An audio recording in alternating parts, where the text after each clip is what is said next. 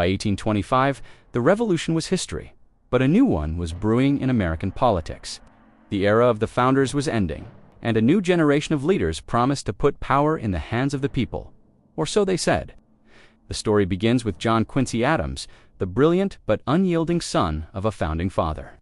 Elected in a bitter contest decided by Congress, his victory was dubbed a corrupt bargain by his opponents. Adams dreamed of a nation of innovation, roads, canals, and education for all. But his refusal to play politics left his agenda to wither in Congress.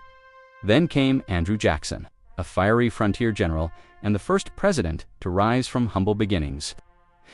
To millions of working Americans, he was a symbol of defiance against the elite.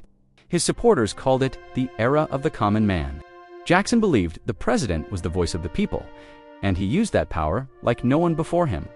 He vetoed laws he deemed elitist, dismantled the Bank of the United States, and rewarded loyal supporters through what became known as the spoils system. But Jackson's presidency was no simple hero's tale. In 1830, he signed the Indian Removal Act, forcing tens of thousands of Native Americans from their lands in what became the Trail of Tears. It was a dark chapter of expansion progress for some, devastation for others. Yet his political strength was undeniable. Jackson survived assassination attempts, defied the Supreme Court, and reshaped the presidency into a power center the founders could hardly have imagined.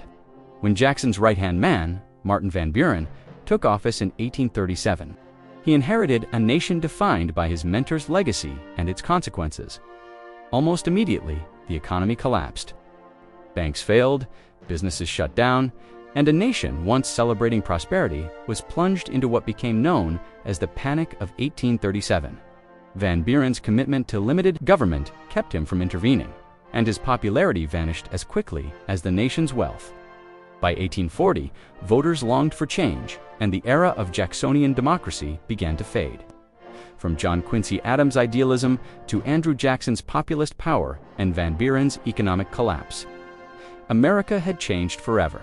Politics belonged to the people, for better or worse, and the presidency had become the center of national life. Up next, Expansion and Division, Part 3 of the Presidents of the United States. If you enjoyed this journey through American history, like and subscribe for more AI mini-docs where history meets imagination.